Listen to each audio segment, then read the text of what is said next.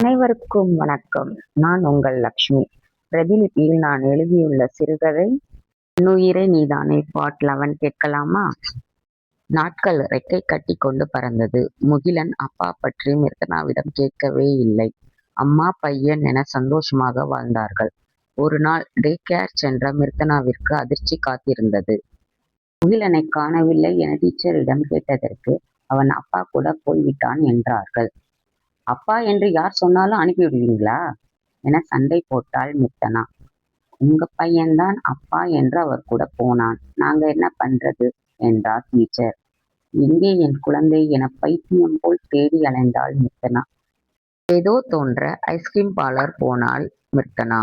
அங்கே முகிலன் ஒருவனுடன் பேசிக்கொண்டு ஐஸ்கிரீம் சாப்பிட்டுக் கொண்டு இருந்தான். நீதானே அப்பா, ஏன் நீ வரல?